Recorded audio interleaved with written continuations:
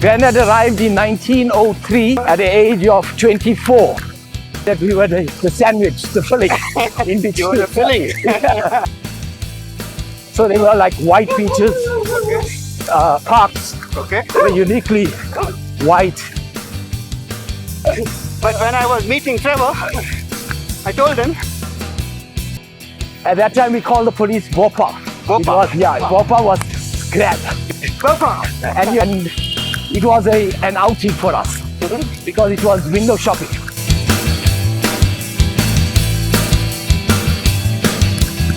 So Jay, when I first heard your name as Jay Moodley, Yes.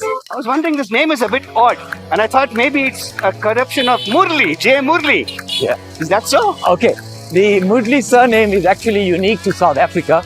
Okay. And when our grandparents left from India to South Africa, the persons who were recording the details when they arrived actually wrote the names as they pronounced it. Okay. So my granddad's name was actually surname was Moodley. Moodley, yes. Okay. And they recorded it as Moodley, and they did it as that. Modaliar or? It's Moodleyar, Okay. but they put it down as Moodley. That's the way they pronounce it. I Yes. see. So it is a unique surname to South Africa. How Anyway. interesting. Now, Yeah. so when did your granddad go to South Africa? My granddad arrived in 1903 at the age of 24. Okay. Yeah, he left from Madras. Okay. Then is originally from Chittoor, and yes, he arrived with the ship called Bangalore 46. Basically, What did he go to do? Not tourism, right? not tourism for sure. At that time, the British actually convinced a lot of Indians to get to South Africa, Natal at that time, to work in the plantations, in the sugarcane fields in Natal, Durban. Okay. So there were a whole lot, thousands of Indians who were convinced a better life in South Africa, and they all went over. Okay, so you worked in the plantations. Plantations in the sugarcane fields, Okay. yeah, cropping and tending to all that. And your parents, your dad was born in South Africa? My dad was born in South Africa. Yes, mom is from South Africa. Okay. And of course me, South You Africa. were born in 1968. Yes, I was born 1968. And It was in the middle of apartheid as I know it. correct. So you grew up in South Africa. I grew up in South Africa, in Durban, Okay. and lived in a place called Chatsworth, which was a township created by the apartheid government to segregate the Indians. Basically, in 1949-50, there was a riot in 1949, racial tension, Okay. and the Indians were moved over. Chatsworth was developed in 1950, Okay. and the Indians were moved over to Chatsworth. Chatsworth and Phoenix, those were the two major towns. dedicated to Indians. Indians, yes. So you grew up surrounded by Indians. Is that right? Surrounded by Indians, yes. What is the township actually? It's a cluster of homes, many homes, thousands of homes. Okay. Okay, clusters Okay. in terms of all living together, close by dwelling, double-story homes, all close by in a sense. Okay. So the township was created in a unique style by the government then, whereby Chatsworth became a buffer zone as such. A buffer zone? Yes, between the black and the white. Oh. So there was the black township, Okay. and Chatsworth was created in the middle, Okay. and then a highway was developed called the Eganson Highway that bordered the white community. So, You were divided from the white community by a highway. correct. And the township, yeah, but the black, that's basically it.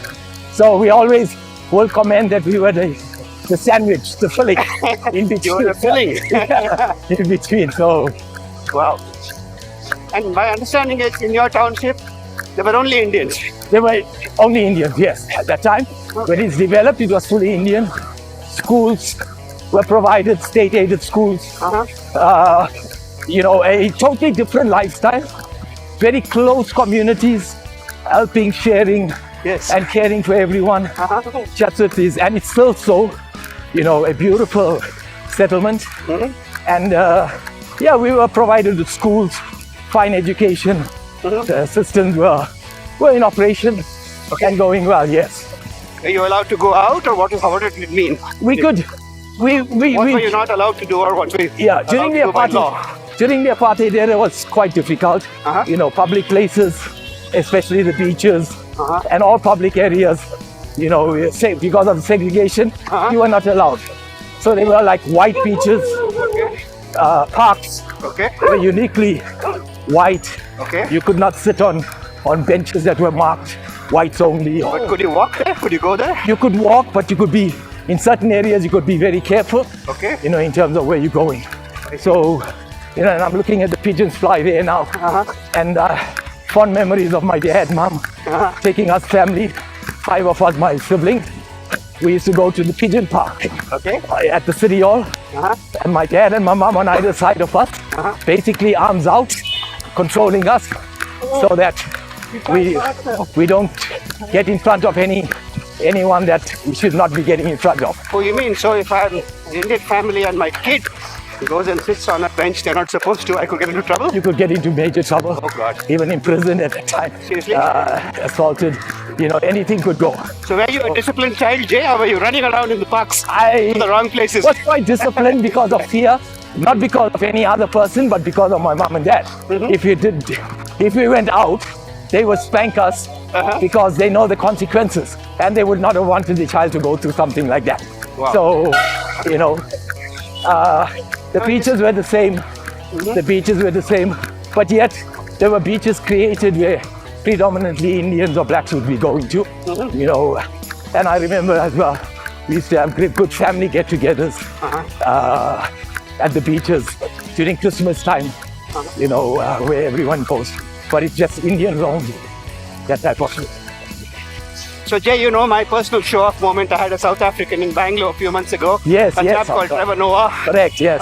He refused to run with me. Okay. So I'm honored that you have come, my second South African guest. But when I was meeting Trevor, I told him, is it true that everybody in South Africa gets thrown off trains and then becomes famous? Because in his book, Born a Crime, he talks about his mom taking them around and they realized something was wrong. She threw him out of the car. Okay. And he said life in South Africa growing up black was tough because it's the same thing. You should go to certain places, suddenly adults do crazy things and make you hide and run. Okay. The same thing happened to Gandhi. He was thrown off a train and that kicked off the movement. Yes. So when you were growing up in this Indian settlement, so we had Trevor, was the only white man you saw a policeman, and did you have to run away from people? What was it like? It was all the time. When we were growing up, we were naughty kids as well. Living in the township. Correct. There were playgrounds, but our best playground was our school grounds. Okay. So we used to frequent that to play football, soccer, and hide and seek and all those types of games. Get naughty, smoke a few cigarettes and all of that. So, and then we will, see the police vans coming. Okay. And at that time we called the police Bopa. Bopa. Bopa was grab. B-O-P-A? B-O-P-H-A. Bopa. Bopa. Okay, I've learned a new word today. Bopa. Bopa. And you have one person. What does Bopa mean? Grab. Grab, catch. Catch. Pakado. Yeah. So we'll have someone scream Bopas, and that was our biggest fear of being put into the back of the police van. Okay. So someone will scream Bopa. Whoever is closest to the football grabs the football. That's all our concern is. And we run. We run it from your school ground. From our school your ground. Own school ground. Yes. Why are you not allowed to play in your We're school not ground? allowed because it was state aided. It was secured.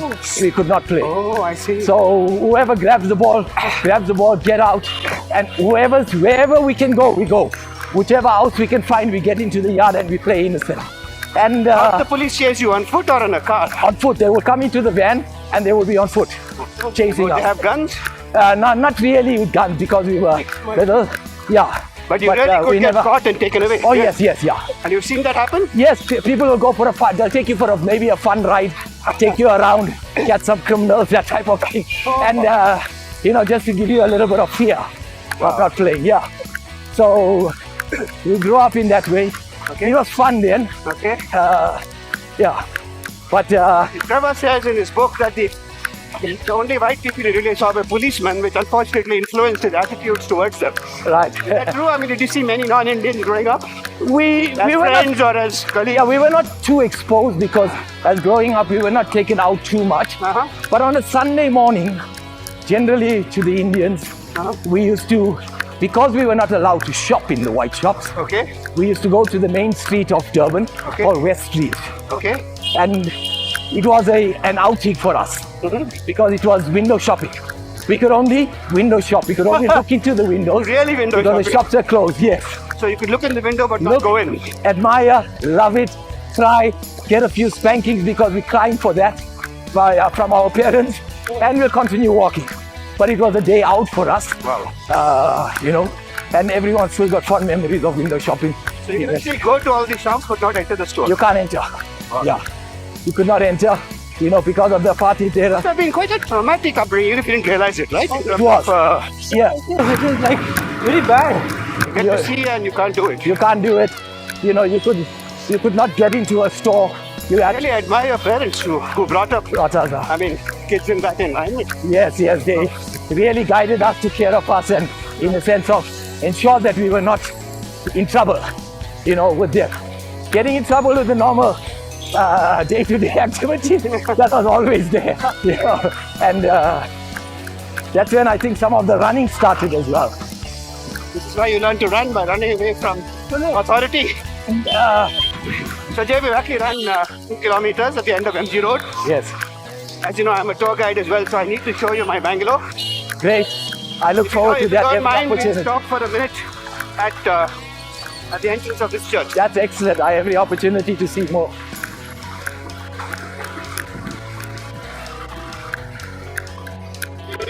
I want to introduce you to Bhakta from BBMP. Okay. He's an ex-Indian Army person who's now in charge of maintaining cleanliness of our streets. Excellent. And the route we're running on, in some way we're helping him inspect the street because I've told him that if we discover garbage, we'll point it out. Point So it out, he's- yeah. So we're Nice on meeting you, sir. It's a pleasure to meet you. So behind us we have the Holy Trinity Church. So what I find interesting about this, that we came on Mahatma Gandhi Road. Yes. When the British were here, there was a young English soldier called Winston Churchill Okay, yes, who I used know to the come name. to this church. Okay. And Wow. interestingly, and that was in the 1890s. And in 1902, in the Boer War, Yes. Winston Churchill fought for the British. Yes. And Mohandas Gandhi also supported the British. British, okay. As an ambulance worker. So Gandhiji and Churchill were on the same side of a war in South Africa against the locals. And Amazing. later on, they became the two most important people of the 20th century. Okay. So on that note, we will resume our run. Now we're going to run towards Damlur. Right. Excellent. And our next segment is going to be again 2 or 3 kilometers where we'll hear one more story. Okay, great.